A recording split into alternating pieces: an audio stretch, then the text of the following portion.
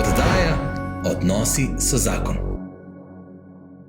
Dober dan in dobrodošli v oddaji Odnosi so zakon, v kateri danes s ponosom gostim gospoda Sebastjana Kristoviča, doktor Sebastjana Kristoviča, profesorja, terapeuta, logoterapeuta. Pozdravljeni. Lepo zdrav, hvala za povabilo. Živijo. Bova v kratkem povedala, na kak način ste se pripeljali do nas v Krško. Zdaj pa za uvod, tako kot je v naši navadi, prosim za trenutek kratke molitve, da posvetiva ta čas Bogu in pa da ta čas, ko bojo naši poslušalci, gledalci gledali in poslušali tale pogovor, da bojo ušesa najbolj našpičena na prav način, tako kot morajo biti. V imenu Očeta in Sina in Svetega Duha. Amen. Amen. Dobri Bog, hvala ti za ta obisk tukaj pri nas v Krškem, hvala za ta poletni čas in za to, kar bova z gospodom Kristovičem zdaj, o čemer bova spregovorila. Naj bo tebi v čast in slavo in vsem nam v korist, da bomo znali biti dobri možje, žene, očetje, matere. Po Kristusu našem Gospodu. Amen. Slava Očetu in Sinu in Svetemu Duhu. Kakor je bilo v začetku, tako zdaj in vselej in vekomaj. Amen. Očeta in Sina in Svetega Duha. Amen. Gospod Kristovič, vi ste se v Krško pripeljali s posebnim prevoznim sredstvom, z motorjem iz Maribora. Ja, res je, danes sem združil prijetno za koristnim. Motor mi je en taki hobi za dušo, za srce, kjer nimam telefonov, nimam računalnika, nimam pogovorov. Tako večkrat grem kako urco, 2 urce, 3 urce malo na motor.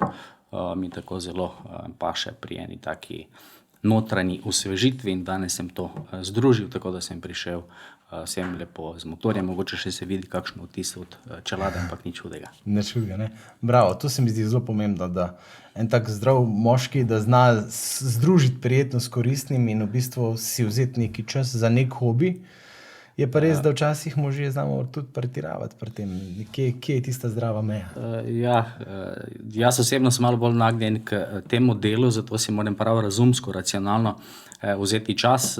Recimo vsako jutro grem teč kakih 5 km, preden grem v pisarno, da se človek malo tako ima en trenutek za sebe. Meni bolj odgovarja en taki aktiven čas, da tudi puls naraste, pa potem tudi motor sem si prav kupil z tem namenom, pa še tudi kakšne stvari, takšne druge, ki mislim, da morajo biti del življenja, da ni človek preveč opet samo v delo in te funkcionalne stvari. Tudi si mora nekje napolniti baterije, tudi recimo kultura, umetnost, literatura in tako naprej.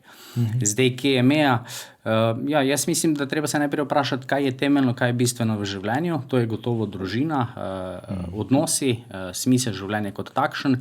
In hobiji so tisti, ki človeka razveseljujejo, polnijo, ga delajo svežega, pa tudi mislim, da iz vidika zdravja, fizičnega, duševnega, človek mora poskrbeti zase.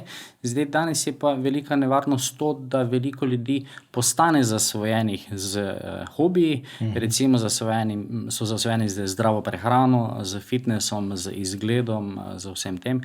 Zdaj, meja je, težko je tako po učbeniku metodološko reči, ampak jaz mislim, da ali jaz služim nekemu hobiju ali tisto služi meni. Torej nekje individualno treba videti, da je nekaj, kar je meni v dobro, kar ne rabim nujno. Jaz se moram vsak dan, da grem teč, ne da bi to kot tak me sililo nekaj, v to neka potreba, pa bi potem imel slabo vest, če tega ne bi. Skratka, v tem smislu, da je to nekaj za mene, ne da jaz temu služim. Recimo podobno kot tehnologija, danes ima ogromno mladih težave z zaslonsko zasvojenostjo. Zasloni seveda niso sami po sebi nekaj slabega, ampak spet ali telefon služi meni ali jaz služim telefonu. Ja. Bova k tej temi še prišla kasneje. Zdaj nam je precej vroče. Smo sredi, se pravi v začetku avgusta, poletje pa se preveša v drugo polovico, ne? In se mi zdi, da nas, ne vem, sploh Slovenci smo, res se spomnim enega Kanačana, ki sem mu rekel, da gremo na morje, je rekel, ja seveda, normalno, tipično, se Slovenci sam to počnete, oziroma pač to je edini način vaš dopusta, ne, v njegovi percepciji je pač tako bilo. Se mi zdi, da na podoben način, kot ste zdaj opisali, tudi to naše morje oziroma dopust gore, kakorkoli, je lahko nekaj, čemur mi skoraj da včasih služimo in je to eden od naših pobegov. Ne? Lahko pa je tudi, lahko pa v bistvu služi temu, da si napolnimo baterije, da služimo našemu primarnemu namenu. Ne? Ja, spet, jaz se vedno izogibam takim objektivnim generalnim odgovorom, vedno je tako, se mi zdi to individualno. Ja, dopust. Zdi se, da danes imamo kar malo težave z tem, kaj sploh dopust je, ali pa recimo, kaj pomeni praznovati, ali je to rojstni dan, ali je to novo leto, ali je to božič, ali je to velika noč. Kaj pomeni praznovati, če bi odvzeli pijačo in jedačo, recimo, ne? Torej, koliko se znamo sploh veseliti. Ali pa mnogi rečejo, grem na dopust, da se odklopim. To je malo vendarle čudno, ne? Ja. Zdaj, človek se vendarle, zdaj, če sem jaz fizično utrujen, ne vem, da delam v noč pozno ali kakorkoli že, ali pa kdo drug v službi kje, bo kakšen dan, dva bo dlje spal in se bo naspal in bo fizično v redu. Spočiti, ja. Duševno ali pa duhovno pa ne funkcioniramo tako. Torej, če si ti preobremenjen, se ne boš odpočil tako, da boš ležal na kavču in pred televizijo. Ampak se, če tako rečem, rehabilitiramo tako, da v nas prihajajo neke druge vsebine, da nekaj drugega doživimo. Recimo zato, ko gremo v hribe, čeprav smo utrujeni, ko gremo v hribe, pridemo nazaj povsem drugi. Ali pa na kakšen izlet, pa je to lahko mogoče dan, dva. Zdaj pa podobne pri dopustu. Ne? Jaz bi dejal tako, da si človek najbolj oddahne tako, da dela tisto, kar rad dela. Kar ga notranje izpolnjuje. In zdaj je spet dopust, kot ste sami že omenili, lahko je nek beg, lahko pa je neka vrnitev k sebi, k odnosom. Jaz večkrat, ko imam ta predavanja, pa to večkrat govorim v tem, ko se bližajo počitnice, vedno rečem staršem, svetujem, če je le možno, idite na dopust sami. Torej ne z prijatelji, ne z bratranci, ne z družbo. Zdaj, zakaj je to pomembno? Danes živimo v takšnem res enem hitrem tempu, veliko je stresa, starši se več čas pritožujejo, nimam časa za otroke, nimam časa za ženo, recimo možje, ženske isto, žene, ne, mame, in se mi zdi danes treba zelo prav razumsko, modro premisliti, zakaj bomo porabili tisti čas, ki pa nam je nekako na voljo, da smo skupaj. In jaz mislim, da je dopust res en taki poseben čas, ki ga velja maksimalno izkoristiti, da se mož in žena spet pogledata, da se začutita, otroci so čez dan zunaj v vodi, da so utrujeni, potem pa da gredo čim prej v posteljo spat, potem pa se mož in žena usedeta na terasu, pa kozarec vina, spijeta, pa se malo vprašata, vidita in tako naprej. In prav tako so tudi prazniki za to namenjeni, vikendi. Današnji sodobni človek pa zgleda, da je težko sam s sabo v tišini, ne? Zato, ker je ta tišina pravzaprav, zakaj jo je težko prenašati? Zato, ker je pravzaprav zelo glasna. V tišini se karte odpirajo, ampak jaz mislim, da za eno zadovoljno, osmišljeno, predvsem pristno življenje, pa si vendar je treba v življenju odprt karte, jih pokazati najprej sebi, ker moramo najprej sami sabo v tem smislu, si upati, čutiti in videti in biti pristen, potem pa z drugim, z partnerjem, z okolico, pač z vsemi, s katerimi se srečujemo, pa tudi širše. Tako da dopust je res ena taka priložnost, drugo vprašanje pa je, koliko ga res izkoristimo. Izkoristiti v to smer, ne? Ja. Zanimivo je, koliko stvari v življenju je lahko priložnost ali pa skušnjava v tem smislu. Ne? Vedno smo v tej dvojnosti. Ja, vedno. Ne?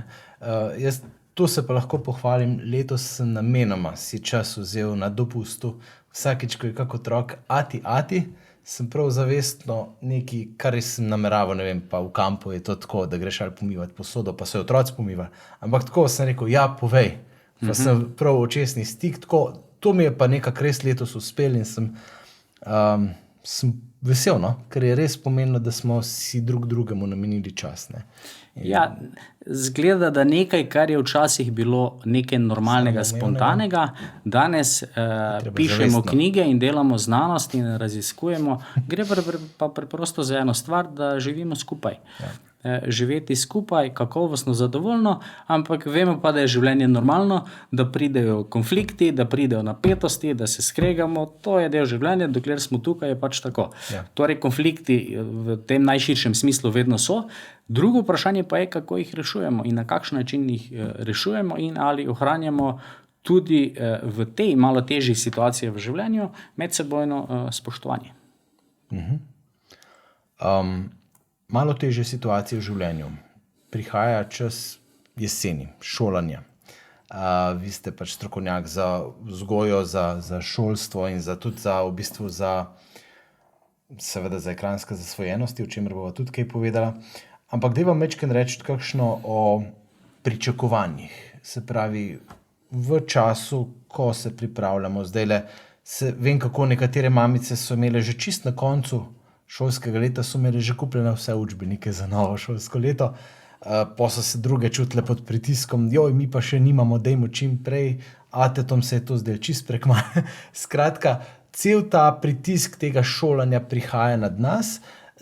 Na mamice se mi zdi še mečken boljše, malo drugače.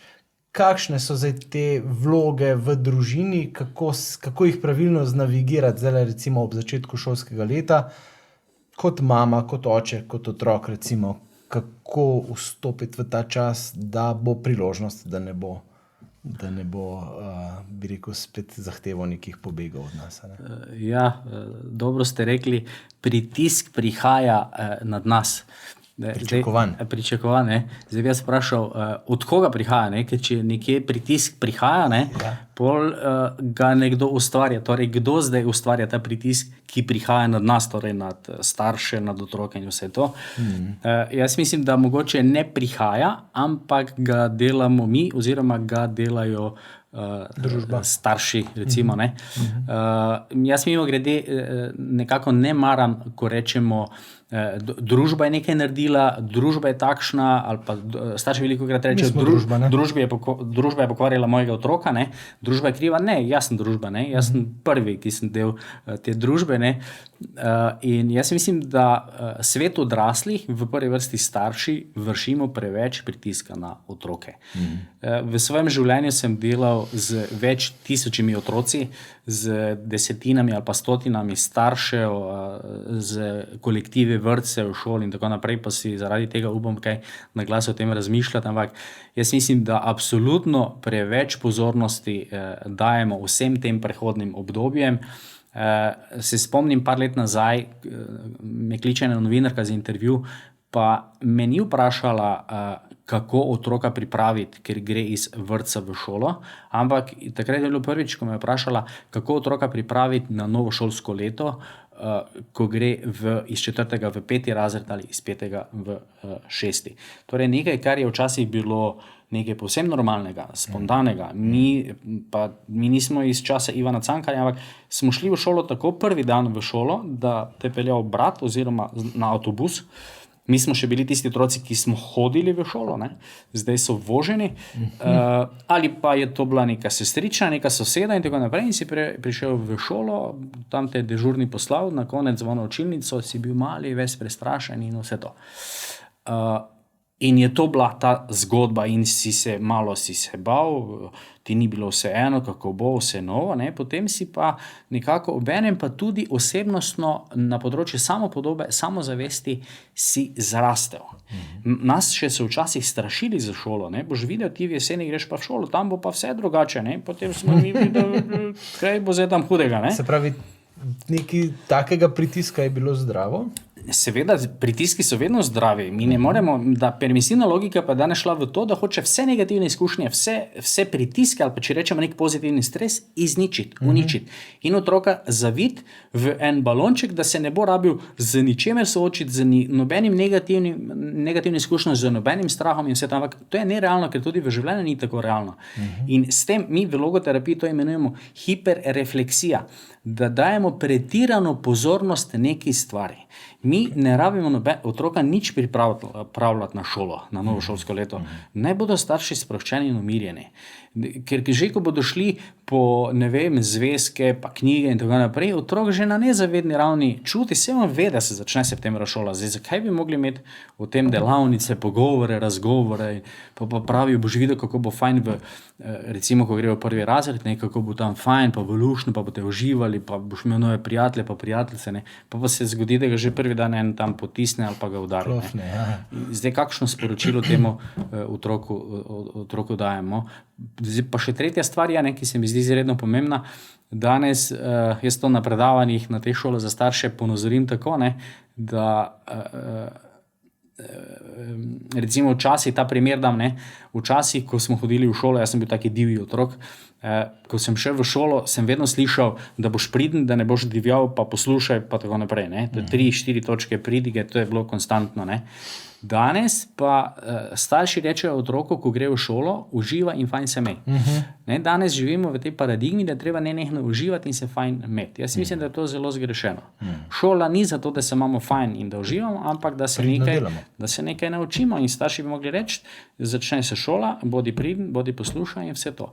Ker mi v življenju do užitka in zadovoljstva ne pridemo z jogo, pa z meditacijo, pa z analiziranjem samega sebe, pa kaj čutim, pa kaj ne čutim, pa danes je to zelo moderno, da se moraš ukvarjati samim sabo, si moraš vzeti čas zase.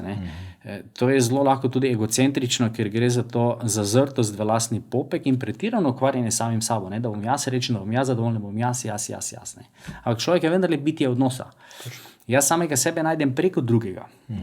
Jaz bom zadovoljen takrat, ko bom nekaj naredil. In to moramo upeljati v vzgojno-izobraževalni sistem, proces, da je delo v tem smislu pravzaprav vrednota. Mi pa še vedno živimo v duhu maršala Tita, snađi se. In to še mi vedno imamo logiko, da se v življenju moraš znajti. In to mi celo to nagrajujemo. Jaz se je znašel. Treba se znajti v Ameriki. Jaz sem prvi rektor na fakulteti Alma Mater, Evropeja, in imam celoten študijski proces in disciplinsko komisijo in to. Mnogim se ne zdi, tudi enako je na drugi fakulteta na visokošolski ravni, da nič ni takega, če nekdo goljufa pri izpitu, recimo, ali pa plagiatorstvo je zdaj na svetovni ravni, vse fakultete se s tem zelo, zelo intenzivno ukvarjajo, ampak druge države so pred nami svetlobna leta. V Ameriki, recimo, ali pa v Angliji, Nemčiji, da nekdo plagiira, to pomeni, da ukrade nek tekst, skopira, ki se marsikomu to zdi nič posebnega, je izključen iz fakultete in iz univerze v Ameriki. To zgleda tako, da je tam glavni oder in zasedanje disciplinske komisije in ta študent, vsi ostali pa sedijo v dvorani in to gledajo. In to je nekaj, to je res nekaj sramotnega, zavrženega, to se ne dela. Torej nekdo dela, študira, raziskuje, nekdo pa to ukrade. In mi nimamo te logike, da je to ukradeno. Torej mi še vedno smo malo v tem duhu, malo, da se treba znajti, pa kaj zmutiti. Delo je vrednota in to je nekaj lepega. Drugo pa je, da človek najde v življenju svojo pot, svoje poslanstvo, ki ga bo upravljal z predanostjo, z strastjo, in takrat si zadovoljen. Takrat, če jaz delam to, kar rad delam, ne rabim si lepiti listkov, super sem, šampion sem, uspelo mi bo, najboljši sem. Ne, ker mi to življenje kaže, ker mi to odnosi kaže, ker jaz to nekje v sebi čutim. Tudi, če se vedno vse ne izide tako, kot sem si zastavil, ampak v sebi povem, da sem se potrudil in dal vse, kar je možno v tistem trenutku dati od sebe. In jaz mislim, da nam tu nekako zmanjka na področju vzgoje in da treba otrokom zaupati.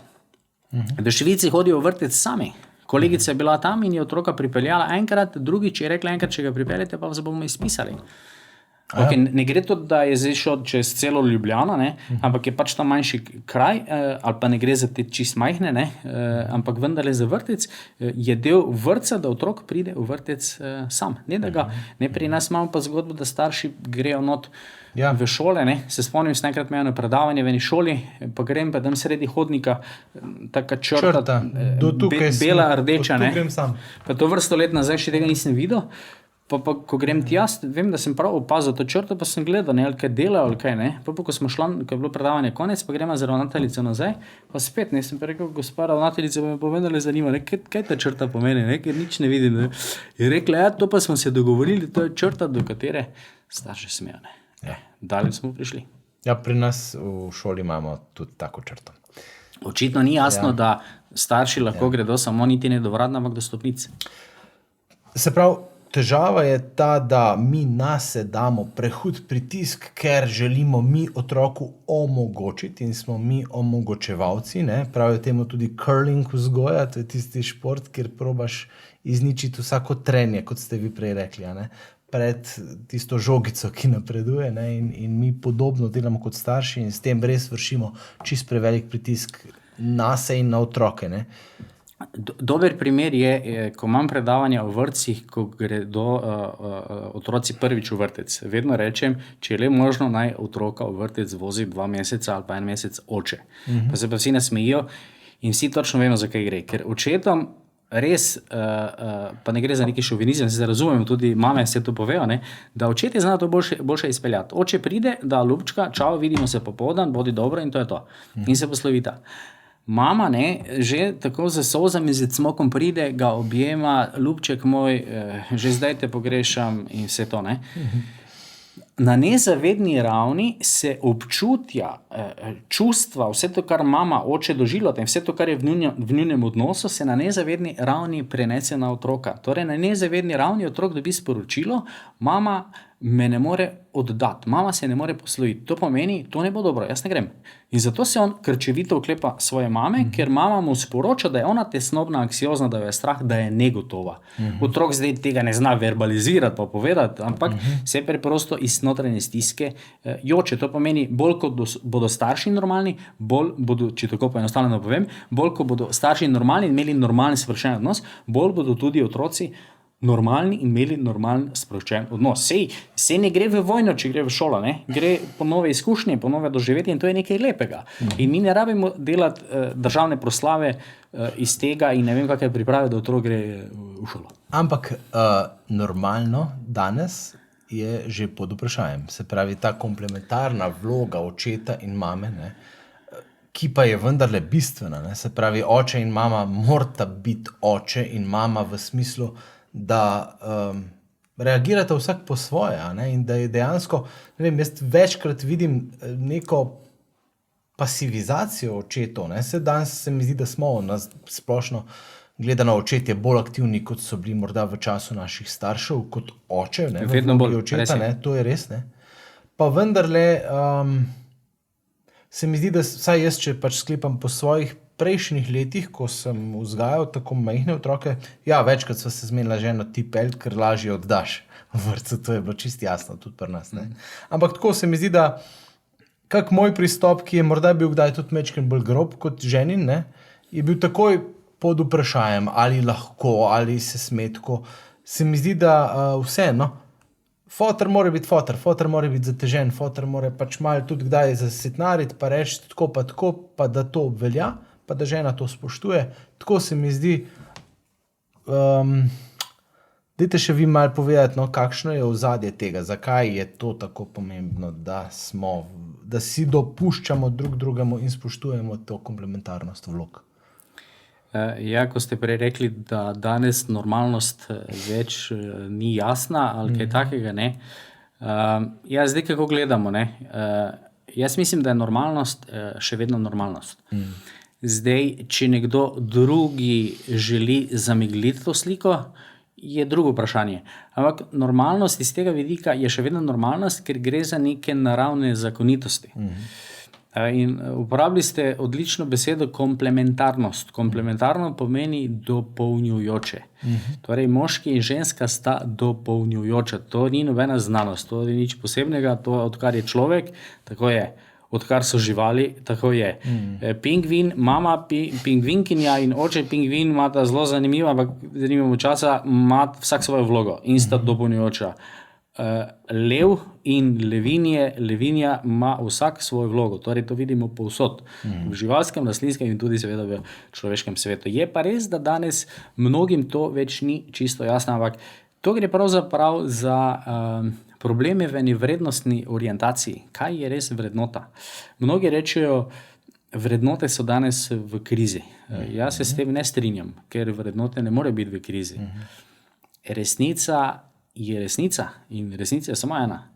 resnic ni več, kot je nekdo dejal. To je zmota, to je zabloda. Ni resnic več, resnica je samo ena. In lahko vsi na tem svetu lažejo, ampak resnica je še vedno vrednota. Ljubezen je vedno bila in vedno bo vrednota. In je najbolj temeljna, najbolj fundamentalna vrednota, ker mi vsi, strokovno rečeno, antropološko, ontološko, kakorkoli že rečemo, najgloblje v sebi hrepenimo po ljubezni. Da nas ima nekdo zastonjsko rad, da nas nekdo potrdi, da nas nekdo objame. Ti ne moreš, človek ne more mimo tega. Torej gre za temeljne fundamentalne vrednote, tako kot je tudi družina, temeljna fundamentalna vrednota. Torej vrednote ne more biti v krizi. Je pa v krizi človek, ki ne živi po vrednotah. Marsikdo misli, neke vrednote, to je nekaj konzervativnega, arhaičnega, danes mora biti ta svoboda, ki je velikokrat ni svoboda, v pravem pomenu, ampak bolj samovolja, svobodnjaštvo, delam, kar hočem, brez meja, ampak to ni svoboda v tem smislu. Svoboda je vedno v navezavi na to odgovornost. Odgovornost, ja. Vrednote, pravzaprav, ko pravim, v krizi je človek, ker ne živi po vrednotah. To pomeni, vrednote so po eni strani tudi neki smerokazi, to je neki kompas, kako bom jaz živel v redu. Torej, živeti po vrednotah, živeti v redu, živeti v redu. Jaz prihajam iz Maribora, mislim, rojen sem na Ptuju, žena je Prekmurka, živimo pa dolgo že v Mariboru in tam je seveda Slomšek glavni. Slomšek je dejal, drži se reda in red bo držal tebe. To pomeni živeti po vrednotah, pomeni živeti v redu in v tudi nekem redu. Tudi ljudje rabimo neki red, neke okvirje. Včasih je žena za to, hvala Bogu za njih, da moškega malo prizemlji, da ti malo pokaže okvirje, da če malo te začne kaj dvigovati, te lepo žena poklopi. Tako, da čutiš, to je zelo pomembno, da človek v življenju čuti realna tla pod nogami in drugega korigirati. In mi smo ves čas v komplementarni vlogi. Že od jutra, ko se zbudimo, že zvečer, ko si rečemo lahko noč. Mi smo dopolnjujoča bitja, mi rabimo drugega. Smo enaki in enakovredni, enaki in enakopravni, to ni nobena debata, ampak na svoj način. Ženska na ženski način, moški na moški način. Zdaj pa, če pa se vidimo, da se čutimo ogrožene, in da nekdo skuša neko nadvlado, to je pa zdaj drug problem.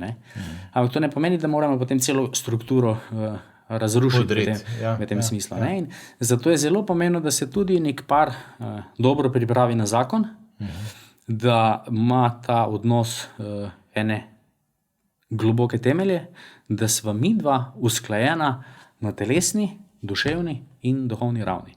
V logoterapiji imamo ta celosten pristop in to je izredno pomembno. Če jaz grem v odnos, da se zaljubim zdaj ne več, ker sem poročen, ampak da se moški zaljubi zaradi nekih lastnosti, bo ta odnos slej ko prej prišel v krizo. Zato, ker jaz ljubim to, kar ti imaš, nekaj, kar je na tebi. Mogoče zato, ker je manekenka, mogoče zato, ker ima dobre, karakterne značilnosti, ker je simpatična, ampak vedno jaz, torej drugega, obratno isto punca, ženska, moškega, torej vedno jaz tebe sprejemam in mi je fajn s tabo zaradi nekih tvojih lastnosti.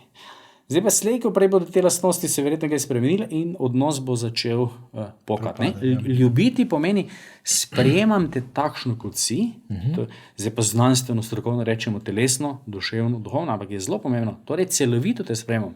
Mi skozi imamo malo te ekonomije, te ljubim, te imam rad, pa da zdaj na morju, pa romantika, pa luna, vse to, te ljubim, te imam rad, v 2 sekundi ti mene imaš kaj rada. Mi takoj, kaj pa jaz dobim. Ljubezen je brezpogojna zastonjska. Po drugi strani, torej po eni strani absolutno sprejemanje, po drugi strani pa to pomeni, bolj mi gre za tebe, kot mi gre za samega sebe. Torej za moškemu je ženska dana v skrb. Dostojevski, jaz sem velik ljubitelj Dostojevskega, je tako lepo dejal za svojo Ano Grigorjevno, ženo drugo, prva mu je umrla, je rekla, Ana Grigorjevna mi je bila zaupana v varstvo. Koliko drugače bi bilo, če bi moški Pa ne mislim zdaj to na neko usladen način in tako, ampak tako, realno življenjsko, če bi moški imeli do svojih žensk izbrank odnos, da so jim ženske zaupane v varstvo. Ker moški nismo močnejši zato, da bi nadvladali, ampak zato, ker smo tisti, ki varujemo, zato je moški tisti, ki mora v družini dati temeljno varnost. To je tisti fundament, steber, ki stoji in ki se ne omaja nikoli. Bilo kdo se zaletava v njega. In iz tega vidika, tukaj smo trije moški, gospod Rok tam od zadaj in mi dva tukaj si moramo naliti čistega vina, da moški smo malo ali pa celo fejst odpovedali v tej družbi. Težko je najti, da bi rekli, tam pa je. Ja, res je. V javnem prostoru, kjerkoli že, ki ima tisto očetovsko moško noto. Da ima razčiščene vrednote in da jih dejansko potem živi v življenju, ne? V tem smislu. Ne? Vi ste omenili, da je ena vaših temeljnih v bistvu paradigem, skozi katere gledate na življenje, je logoterapija, ki izvira iz Viktorja Frankla. Ne? Dajte nam majčkeno več povedati o teh teoretskih osnovah logoterapije, po čem se mogoče razlikuje od kakšnih drugih pristopov, pa kaj to v resnici sploh je. No?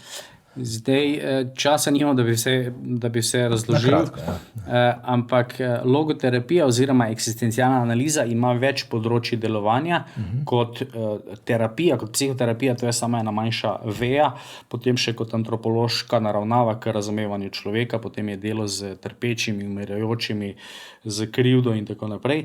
Potem sam veliko delam, razvijam, raziskujem na področju vzgoje in izobraževanja, razvijam upravljam taki holističen inovativni pristop v vzgoji in izobraževanju. Zdaj v središču logoterapije je beseda smisel.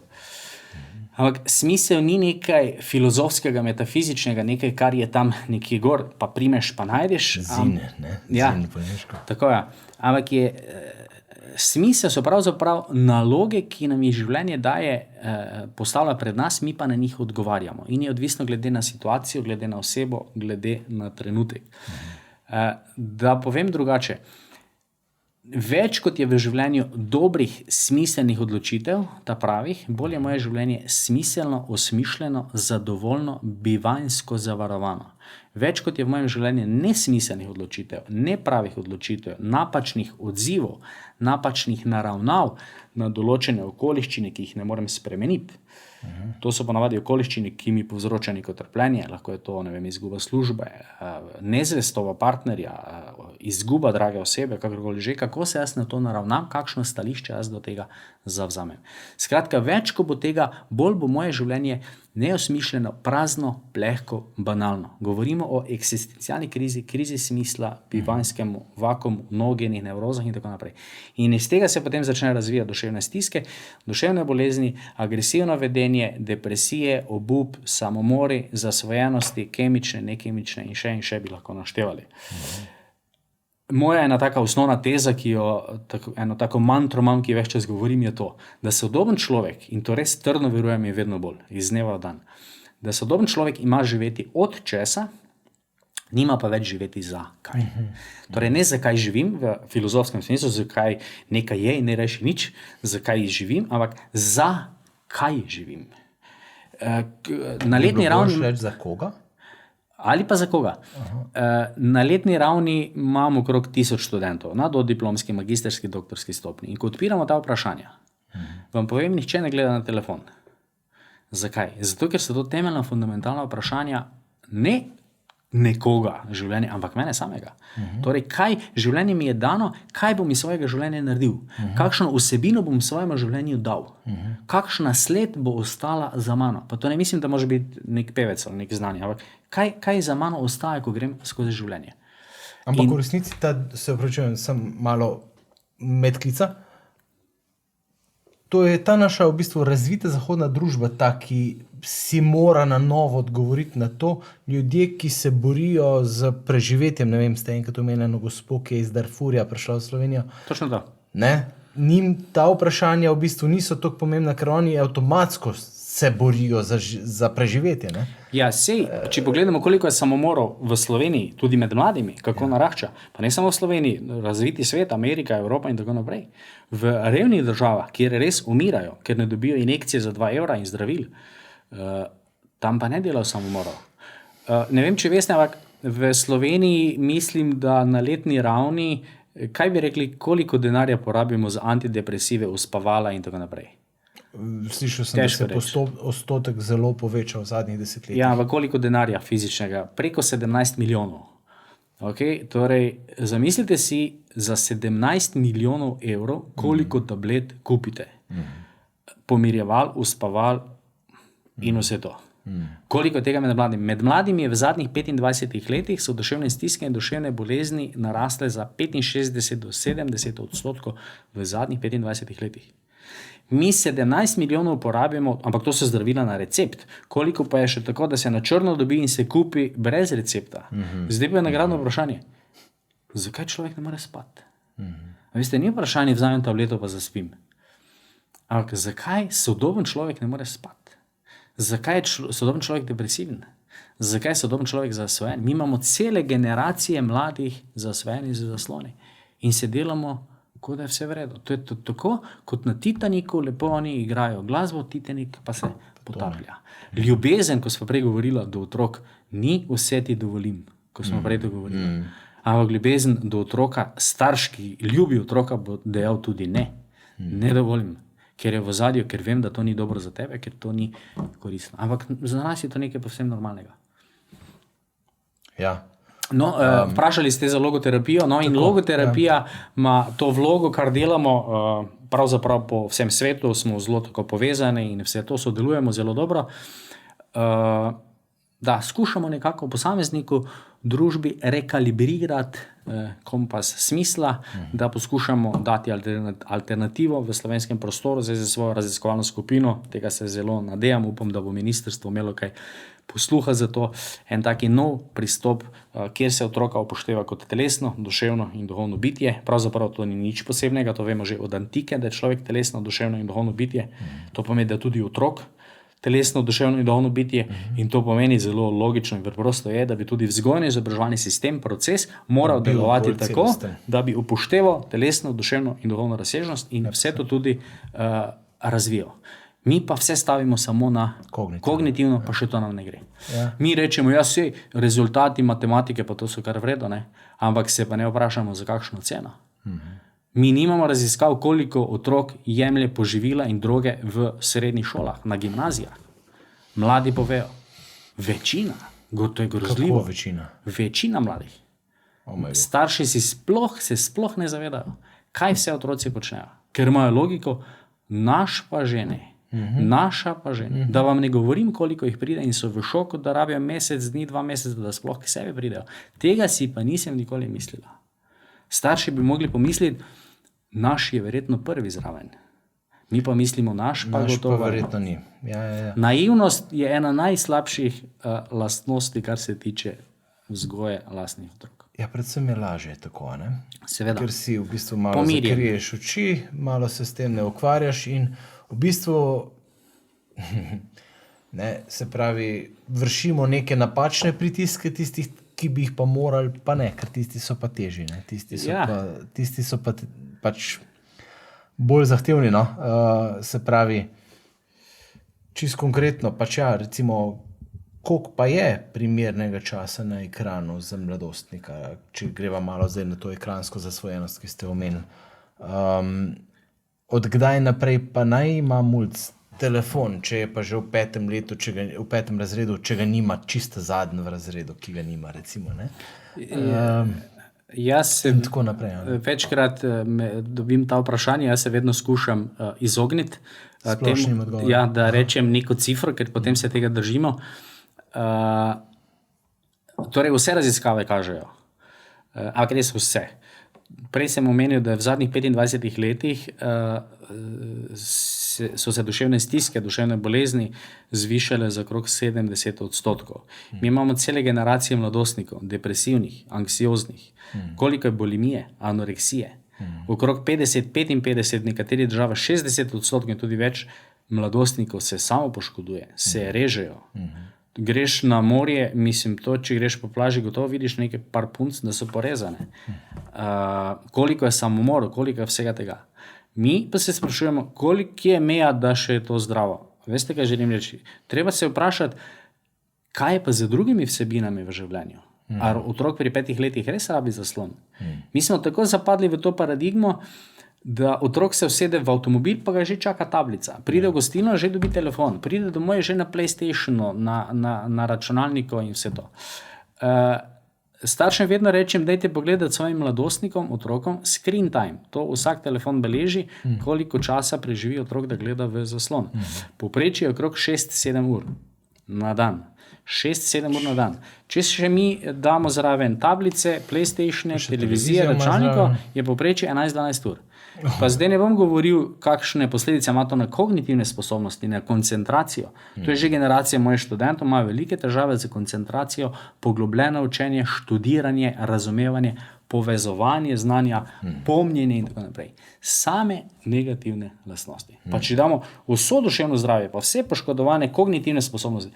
Ene raziskave kažejo, da 2 uri igranja igric ima na možgane enako vpliv kot črtica kokaina. Torej, možgani so fizično drugačni, ker se v tem zgodnem obdobju najbolj v teh prvih letih sinapse možgani povezujejo, torej formirajo se na drugačen način. Pa če damo vse to na stran, na letni ravni to pomeni, da povprečna mladostnica, mladostnik, pa tudi tisti, ki so stari preko 20 let, 25, 22, 23, 30, odvisno, na letni ravni porabijo nekje 5 mesecev, 5 do 6 mesecev, 5 mesecev nekje, tako da gleda v en telefon. Ampak 5 mesecev ni kronološki čas, ampak efektivni, torej 24 ur na dan. 5 mesecev, 24 ur na dan, jaz porabljam svoje življenje, tako da gledam v en zaslon. Tukaj zdaj se pojavi vprašanje samo po sebi, ne? Ali bi se dalo ta čas tudi kako bolj smiselno preživeti, odživeti. A je smisel življenja res tako, da polovica življenja, oziroma še več kot polovica življenja, gledam v en zaslon. Zdaj, ki je meja, jaz rečem, vsak starš naj pri sebi prisodi, pri svojem otroku. Ni vse, če objaviš kaj na Facebooku, Instagramu, hudič v tem in slabo, ampak meja pa mora biti nekje določena in starši to morajo videti. Jaz poznam prijatelje, ki pač imajo aplikacijo in otroku zaklenejo telefon. Ma ne vem, pol ure, 20 minut, 1 uro, kakorkoli že. In to je to. Zadeva zaključena. Pa imate primer, so sosedi, ne, pa en kupi trampolin, pa drugi sosed, ne, imata malo otroke, pa še kupi še večji trampolin. Ne.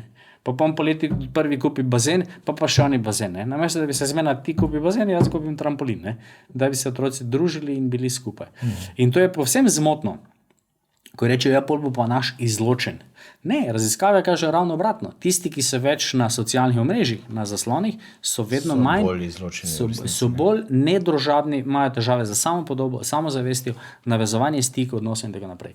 Ampak zdaj, kaj pa ključno, izziv staršev ni, da prepovejo, ne, vojaško, represivno, ampak izziv je to, kaj bodo starši dali namesto teh zaslonov. In če bodo otroci imeli hobije, če starši znajo iti za vikend, ne vem, v Schönbrunn, v živalski vrt, na izlete, bo otrok prišel v ponedeljek v šolo, ves navdušen in povedal, da je videl žirafo in slona in tako naprej. In bo imel kaj pa. Oni pa igrajo pač Fortnite in to. Torej, stvar je v drugi vsebini. Je v resnici na starših, ne, in na tem, da otroku pokažejo svet.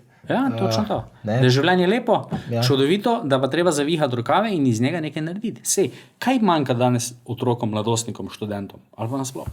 Pameti? Ne. Mi danes imamo simpozije, pa predavanja, pa šole za starše, pa vse to. Ampak na koncu pridemo k čemu? Vztrajnost, delovne navade, pa disciplina. To pa manjka. Vztrajnost, da je človek vztrajen, da se ne preda na katerem koli že področju. Ali je to v vrtcu, ali je v šoli, ali je, da dobiš igračo nazaj, ali da se zboriš za svoje, ali da takoj ne obupaš, da takoj se ne sesuješ. In danes imajo ta resistance, ne, ta odpornost na neke negativne dražljaje, na neke negativne impulze, imajo otroci in mladostniki zelo, zelo nizko. Takoj jih potere, takoj so psihično na tleh, takoj so v depresiji, pa že samo morajo delajo. Vi ste bili v borilnih veščinah, ne? Ste bili profesionalni športnik, pravite, vam je to dalo? Ja, meni je šport, jaz sem bil taki divji otrok z preveč energije, mene je vse zanimalo, vse me je gnalo in mi je šport veliko dal, sem bil pač kot vrhunski športnik v slovenski reprezentanci, kategoriziran z uspehi na svetovni ravni, meni je šport dal ravno to. Da vztrajaš, da se boriš, da ne popustiš. Je torej šport odgovor ali pa eden od odgovorov? Ampak spet treba imeti pravilen odnos do tega športa in kdaj začeti. Zdaj, tu je spet odpiramo eno temo, ko so mnogi starši prav obsedeni, da že 4-5-letnike vozijo na nogomet. In imajo oni svoje ambicije za svojega otroka. Ne? Vedno ponavljam to, da moramo danes postati varuhi otrokovega otroštva, da imamo postarane otroke, da jih prehitro potegnemo v svet odraslosti. 8-9-letniki že gledajo pornografske vsebine na telefonih, se staršem sploh sanjane. Potem jih pri 5-6 letih vodimo na balet, na nogomet, vidimo v njih nove Mozarte, Beethovne, Ronalde, Messi in vse to. Ko so pa stari 15 let, v puberteti, takrat, ko bi pa res mogli hoditi v vročini na štadion, pa laufati, pa trenirati, da ti hormoni, da se trošijo za pozitivne vsebine, ne? Takrat jih pa starši pustijo, da se grejo depresije, da so na Facebooku, Instagramu, Snapchatu, TikToku in tako naprej. Torej, ravno obratno. Predšolsko obdobje je obdobje sproščenosti, igre, miru, da si sami skreirajo igre, domišljije, namišljenih prijateljev, škratov, palčkov, knjig, pravljic. Zvečer. Ne da otrok gleda televizijo, pa tam ure in ure, ampak zvečer mora oče hčeri prebrati pravljico. Ampak ne gre samo za tisto vsebino, ampak takrat si oče ali mama vzel čas. Mi po eni strani govorimo, nimamo časa, po drugi strani pa ugotavljamo, da 3-4-5 ur na dan potrošimo za televizijo in zaslone. Tudi starši, seveda, jasno. Predvsem starši. Večkrat, ko delam tako z pari, ali pa na kakih seminarjih dam izziv, rečem, dajte testirati, če ste zasvojeni s televizijo ali ne. Dajte potegniti kabel ven za 3 mesece. Pa to je isto kot pri alkoholu. To je isto kot pri alkoholu. Če jaz nimam težav z alkoholom, ga pač 3 mesece ne bom niti kapljice popil. Če nimam težav, če imam težave, bo pa težava. Ampak potem se pa starši ali pač partnerji srečamo, kje je bila težava. Ni bila težava, da nismo gledali televizije, ampak težava je v tem, kaj bo vam midva zvečer počela. Ker se pa imamo 3-4-5 ur. Zdaj pa treba dati temu eno vsebine, ker mi imamo, se spomnim, ko sem prišel k enemu kolegu, ki si je gradil hišo, pa so samo stene še bile, nič ni bilo. Jaz sem takoj vedel, kje bo televizija. Ker to je tako v cerkvi tabernakl, to je center, oltar. In danes je televizija postala tabernakl, središče, epicenter družine. Tako je. Odnosi pa podhranjeni. Mi danes gremo, se je začel že turizem na Luno, pa Mars, pa tehnologija vse vrhunska, ampak odnosi, to pa je ovinek, ki nas nese vse ven. Ali je to na družinski ravni, ali je to na neki družbeni, ali civilizacija kot taka, na vseh področjih poka in prasketa. Točno, in v bistvu je ta koronski in postkoronski čas, to sem na površje prinesel še precej bolj, kot je bilo prej. Se mi zdi, da se tukaj zdaj še jasneje vidi ta izpraznjenost. Mnogi pravijo, kaj je korona naredila, pa duševno zdravje, pa mladostniki, pa otroci, pa debelost. To jaz ne pristanem na to. To sploh ni korona kriva. To je že vse bilo prej. Korona je samo intenzivirala to, kar bi se zgodilo verjetno v 10-15 letih, se je zgodilo v 1 letu, 2 letih ali pa celo v par mesecih. Vsej tisti čas, ko je trebalo biti doma, je bil pravzaprav zelo kratek. Takrat so bili eni v hudi stiski. To je bilo strašno, nevzdržno, kaj nam delajo, kaj nam počnejo. Zdaj, meni se tu pojavi vprašaj, a je res tako hudo biti s svojo družino doma? Da je nevzdržno, da so, policija imela ogromno intervencij, ogromno je bilo nasilja. To pomeni, prišlo je nekaj na površje, stiska, nekje sem to slišal, stiska, pa se mi zdi dobro prisvodoba, stiska vedno stisne, stiska stisne in pride ven pač tisto, kakšna vsebina je. In jaz mislim, da če ne drugo, da bi se vsak, ker jaz vedno računam na posameznika, bi se moral vprašati, kaj je pa meni ta korona kriza povedala, kaj je pa meni odprla, kje sem pa jaz v tej zgodbi. Sej v končni fazi delamo takšno katastrofo, ampak dedek moj je preživel 2. svetovno vojno, bil v Rusiji, ljudje so res trpeli. Zdaj ta COVID, pa ne rečem za tiste, ki so bili res bolni, da se razumemo, sploh ne pomešujem, ampak za večino ljudi pa smo pa vse imeli za jesti, pa za piti, pa vse je bilo. Ampak se mi zdi, da recimo prav ta strah, ta anksioznost je v tem času zelo prisotna, tudi zdaj pač ob tej vojni v Ukrajini, pa ob tej energetski krizi, pa zdaj strašijo, kako bo. Danes sem pelete dobil, tako da hvala Bogu. Ja, čudež. Moj dedek je pa tudi prav tako rekel, ne? Ko ti enkrat nad glavo švigajo krogle, ne, se pol za zlepa ne bojiš več, kaj bo pa kako bo. Ne? Česa se tako zelo bojimo? Ne? Frankl je pa preživel taborišče. Frankl je preživel Auschwitz, Dachau, Theresienstadt, ker je bil jud na Dunaju. Ubili so mu ženo, s katero sta bila 9 mesecev poročena. Tili je bila tudi noseča, izgubil očeta, mamo, brata, praktično vse.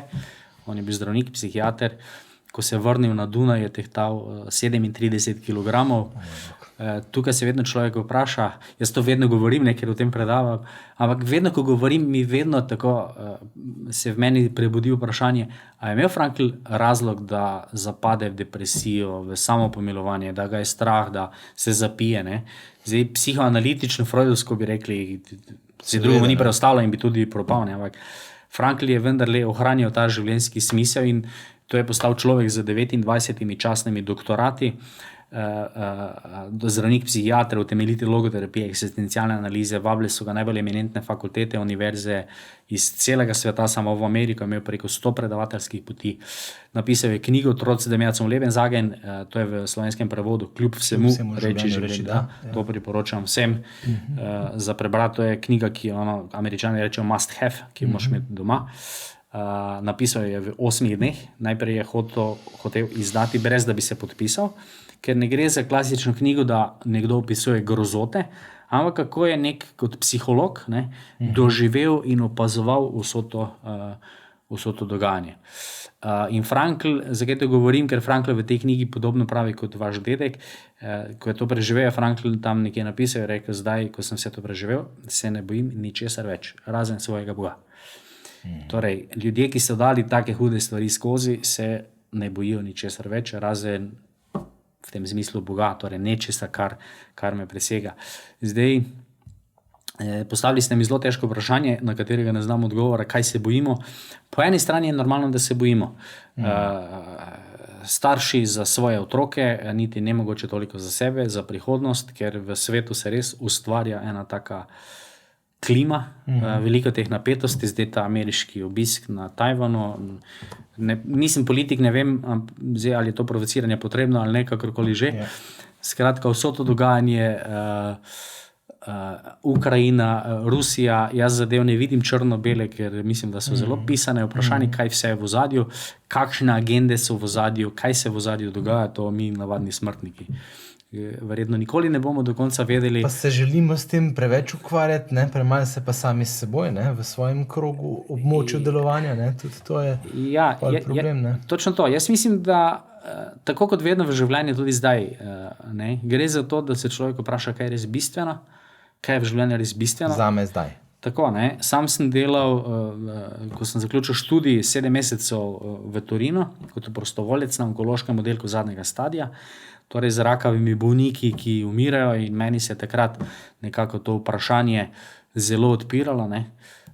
Kaj je v življenju res bistveno, kaj je temeljno, ker umrli bomo vsi, to je dejstvo. To pa je 100% drži.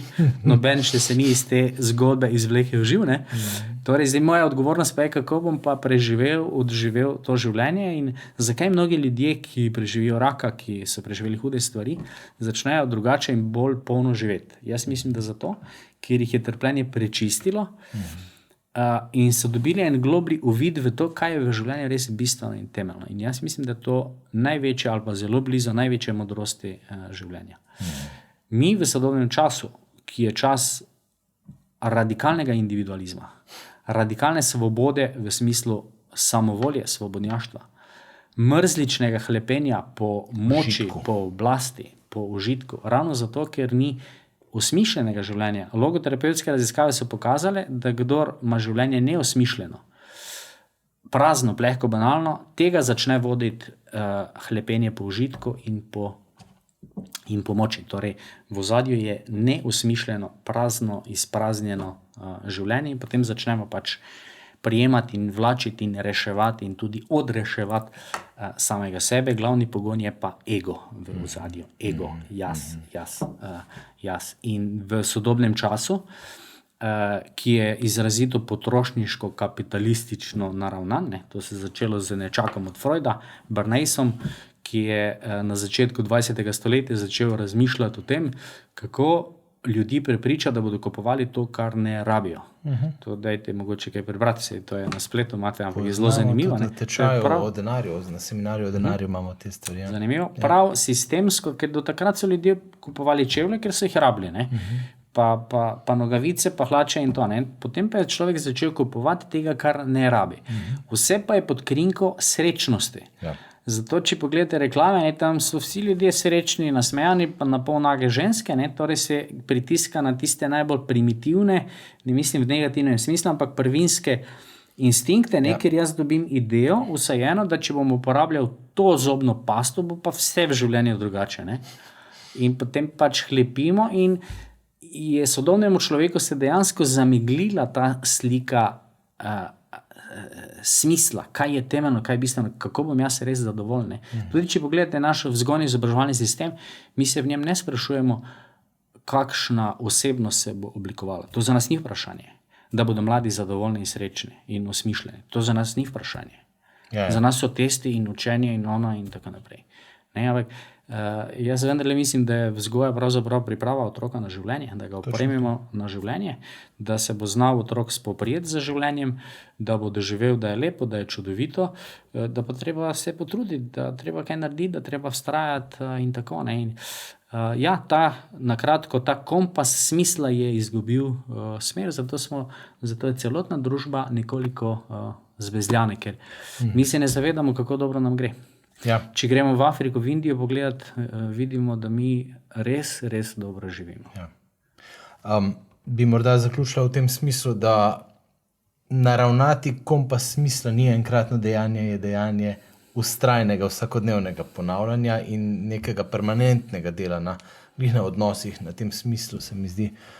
In verjetno je to v bistvu tudi najinklic našim vsem, ki poslušajo, ki gledajo, da je vredno graditi odnose, ne? Pravimo pri družini in življenju.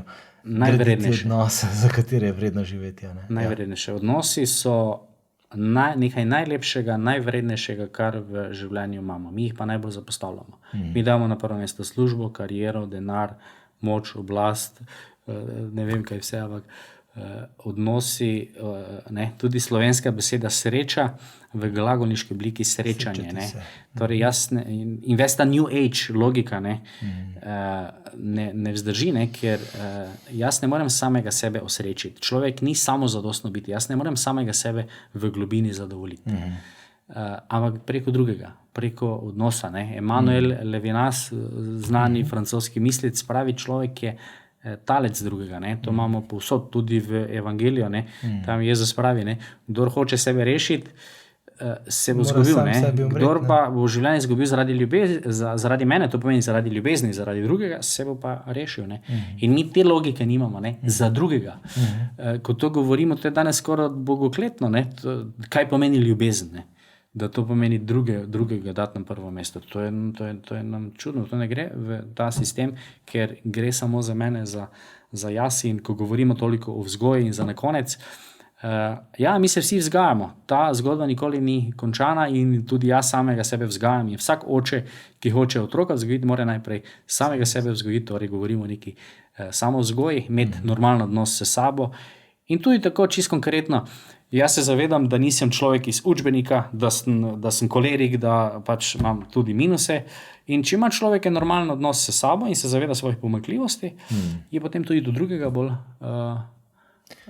umirjen, razločuten in strpen. Ja. Danes imam jaz slab dan, me žena malo bolj prenaša, pa ona požre kako slino, jutri mogoče jaz. Življenje je normalno takšno, kot je. Zdaj pa lahko si naredita dva v smislu življenja, da se borita drug drugemu in dokazujete, kdo je močnejši. Lahko si pa rečeta, oba sva v isti zgodbi in od naju je, na nama je, kaj bova iz tega odnosa in iz najnega življenja tudi naredila. Pa ne pozabiti, še otroci naj jo gledajo. Ja, in iz tega v bistvu najbolj rastejo, ne? Ko naj jo gledajo. Točno to, mi se nič ne rabimo matrati o vzgoji, mi moramo imeti, oče in mama morata imeti samo urejen odnos in bo vse v redu. Permisivna vzgoja je naredila veliko škodljivih stvari, ena izmed teh je, pa tudi ne bi vključena, je to, da je otroka postavila v središče odnosa, v središče družine. Središče družine je vedno partnerski odnos, je vedno partner in ne otrok. In takrat, ko bo ta mama in oče drugega videla, se imela rada, spoštovala, drug za drugega skrbela, to so za otroka nebesa in takrat se bo otrok lahko bivanjsko zasidral in umiril in takrat bo srečen in vesel. Dr. Sebastijan Kristovič, najlepša hvala za res modre besede. Imela sva odličen intervju tudi v naši reviji Družina in življenje, na katero se lahko naročite na naši spletni strani dis.si. Lahko se tudi prijavite ali subscribate na tale YouTube kanal, bomo še kakšne takšne oddaje posneli. Verjamem, da kmalu v bližnji prihodnosti tudi še z vami. Hvala lepa. Hvala tudi vam za povabilo. Z veseljem.